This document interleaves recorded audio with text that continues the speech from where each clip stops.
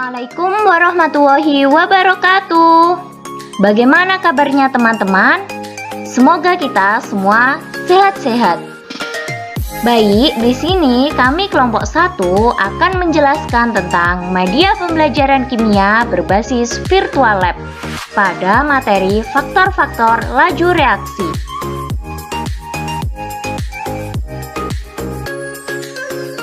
Adapun anggota kelompok kami yang pertama yaitu Khairul Muna, yang kedua Muhammad Evinuddin Juhri, yang ketiga Siti Ririn Lailiatul Mu'alifah, dan yang terakhir ada Atika Nur Isanti. Laju reaksi. Tahukah kamu reaksi kimia dibagi menjadi dua jenis? Ada reaksi kimia yang berlangsung dengan cepat seperti pembakaran pada kembang api, dan ada pula reaksi kimia yang berlangsung dengan lambat seperti reaksi pada pengkaratan besi. Perbedaan kedua reaksi tersebut terletak pada kecepatan reaksi atau laju reaksinya, sehingga dapat disimpulkan bahwa laju reaksi merupakan ukuran yang menyatakan cepat lambatnya suatu reaksi kimia berlangsung. Cepat lambatnya suatu reaksi dipengaruhi oleh beberapa faktor. Faktor apa saja yang mempengaruhi laju reaksi? Mari kita belajar untuk mengetahuinya. Faktor-faktor yang mempengaruhi laju reaksi salah satunya adalah konsentrasi.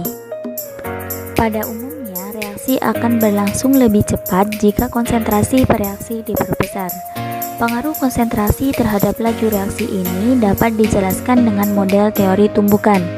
Semakin tinggi konsentrasi berarti semakin banyak molekul-molekul dalam setiap satuan luas ruangan.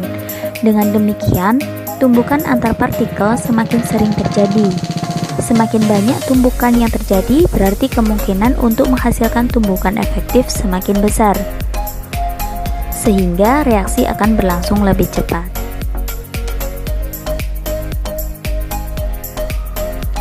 Selanjutnya dapat dilihat dalam slide PPT, terdapat dua tabung reaksi yang diisikan oleh tabung pertama HCl 0,5 m sebanyak 2 ml, sedangkan tabung kedua yaitu berisikan HCl 1 m berisikan 2 ml. Kemudian silakan teman-teman untuk mengamati dua tabung reaksi tersebut yang diisikan oleh pita magnesium dengan reaksi Mg plus 2 HCl menjadi MgCl2 plus H2. Apakah HCl 0,5 m 2 ml yang diisikan dengan pita magnesium memiliki kecepatan yang sama dengan HCl 1 m dengan 2 ml?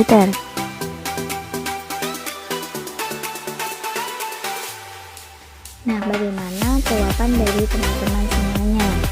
Berdasarkan hasil percobaan, dapat disimpulkan bahwa pita magnesium lebih cepat bereaksi dalam larutan HCl 1 molaritas, karena konsentrasi reaksi yang semakin besar melibatkan semakin banyak ion Cl- yang bertumbukan dengan ion partikel logam magnesium. Akibatnya, kemungkinan kedua partikel berikatan semakin besar, sehingga laju reaksi semakin cepat. Jadi, semakin besar konsentrasi, maka semakin besar juga tumbukan efektifnya, sehingga semakin cepat laju reaksi.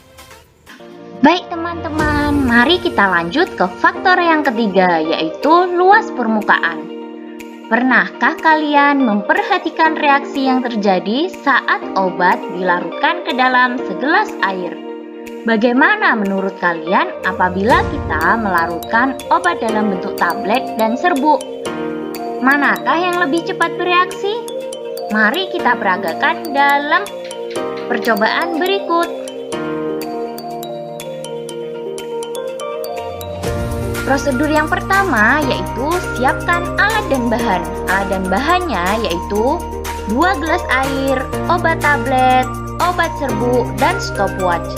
Prosedur yang kedua, masukkan obat tablet dan obat serbuk ke dalam 2 gelas air yang berbeda secara bersamaan.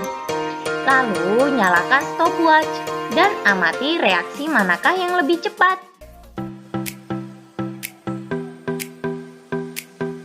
Manakah yang lebih cepat bereaksi dari ilustrasi berikut?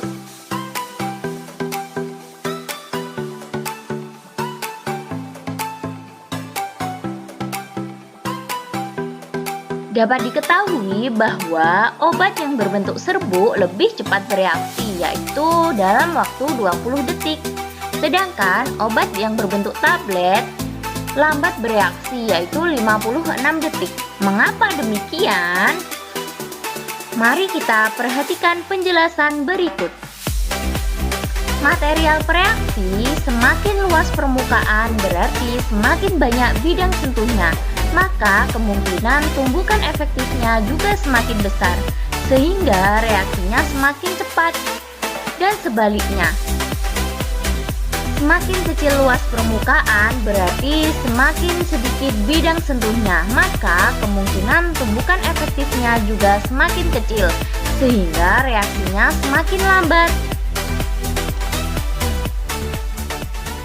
Nah, pada tablet hanya terdapat beberapa bidang sentuh, kemungkinan terjadinya tumbukan efektifnya kecil, sehingga reaksinya berjalan lambat.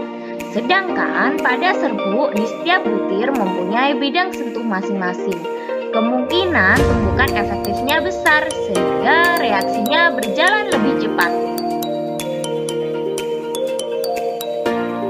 Jadi dapat disimpulkan bahwa semakin besar luas permukaan bidang sentuh, maka semakin besar terjadinya tumbukan efektifnya, sehingga laju reaksinya semakin cepat. Selanjutnya kita masuk pada faktor yang ketiga, yaitu tekanan. Faktor tekanan digunakan untuk menjelaskan laju reaksi kimia yang melibatkan partikel-partikel bereaksi dalam bentuk gas. Pernahkah kalian naik kendaraan umum? Menurut kalian, manakah yang sering terjadi senggolan antar penumpang? Kendaraan umum yang penumpangnya tidak terlalu penuh atau kendaraan umum yang penumpangnya berdesakan? Kendaraan umum yang memiliki penumpang banyak akan sering mengalami desakan, sehingga penumpangnya akan saling menubruk dengan orang di sekitarnya. Atau bisa dikatakan kendaraan yang berpenumpang banyak memiliki tekanan yang lebih besar, sedangkan kendaraan yang berpenumpang sedikit memiliki tekanan yang lebih kecil. Dalam laju reaksi yang melibatkan gas, kecepatan reaksi bergantung pada besarnya tekanan pada sistem tersebut. Gas pada sistem tertutup, luas permukaannya tetap, maka penambahan gaya dari luar sistem dapat memperbesar tekanan pada molekul. Sebaliknya, memperkecil gaya dari luar sistem akan menurunkan tekanan. Untuk lebih jelasnya, mari kita lakukan sebuah percobaan dengan prosedur berikut. Yang pertama, siapkan alat dan bahan. Adapun alat dan bahan yang digunakan dalam percobaan yaitu yang pertama ada tabung dengan sistem tertutup. Selanjutnya, pompa piston atau alat suntik, gas hidrogen, gas iodin, dan yang terakhir ada stopwatch. Kemudian, prosedur yang kedua yaitu suntikkanlah gas iodin pada sebuah tabung dengan sistem tertutup yang diberi tekanan besar dan tekanan kecil di mana berisi gas hidrogen. Langkah yang ketiga yaitu nyalakanlah stopwatch untuk menghitung perbedaan waktu ketika gas bereaksi. Dan langkah yang terakhir, amatilah perubahan yang terjadi. Konsentrasi gas pada tabung manakah yang bereaksi dengan cepat? Selanjutnya, proses percobaan. Nah, ketika gas hidrogen disuntikkan pada gas iodin pada sistem tertutup yang salah satu tabung diberi tekanan yang lebih besar, manakah yang paling cepat bereaksi? Selanjutnya, nyalakan stopwatch untuk mengetahui perbedaan waktunya. Dari percobaan tersebut, dapat disimpulkan bahwa tabung yang diberi tekanan yang lebih besar akan cepat bereaksi. Mengapa demikian? Mari perhatikan penjelasan berikut. Pada sistem tertutup, memperbesar tekanan dengan cara memberi tekanan pada piston mengakibatkan volume dalam tabung semakin kecil, sehingga konsentrasi gas semakin meningkat. Akibatnya, tumbukan partikel semakin mudah terjadi dan laju reaksi semakin cepat. Sebaliknya, memperkecil tekanan dengan cara mengangkat piston mengakibatkan volume dalam tabung semakin bertambah, sehingga konsentrasi gas semakin menurun.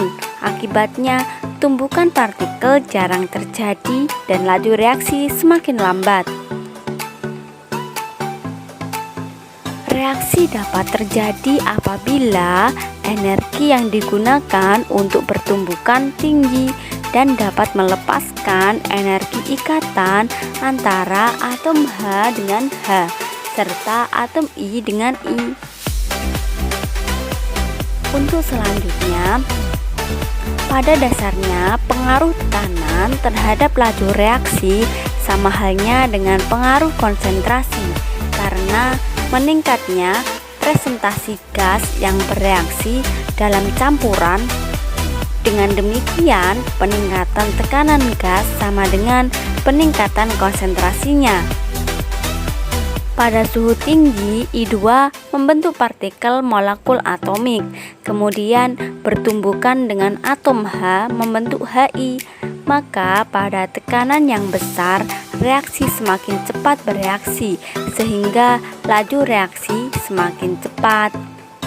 Jadi dapat disimpulkan, berdasarkan hasil percobaan tersebut, dapat disimpulkan bahwa ketika gas hidrogen disuntikkan ke dalam gas iodin dengan tekanan diperbesar sehingga volumenya berkurang, maka konsentrasi gas akan meningkat.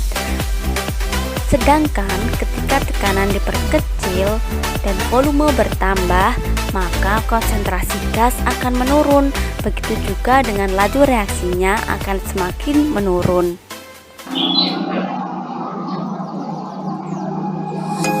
Baik teman-teman, mari kita lanjut ke faktor yang terakhir, yaitu suhu. Pernahkah kalian melarutkan obat tablet ke air panas dan air dingin? Manakah yang lebih cepat bereaksi? Nah, ternyata obat tablet lebih mudah bereaksi dengan air panas. Mengapa demikian? Untuk mengetahui lebih lanjut, mari kita lakukan percobaan sebagai berikut. Adapun alat dan bahannya yaitu labu takar, bunsen, gelas kimia, es batu, dan obat tablet. Prosedurnya yaitu yang pertama, diletakkan obat tablet ke dalam gelas kimia yang sudah diisi Aquades 50 ml. Lalu panaskan dengan menggunakan bunsen. Hitung durasi terjadinya reaksi tersebut. Kemudian diletakkan obat tablet ke dalam gelas kimia yang udah diisi Aquades 50 ml. Kemudian letakkan gelas kimia yang berisikan tablet ke dalam wadah yang berisikan es batu. Dan hitung durasi terjadinya reaksi tersebut.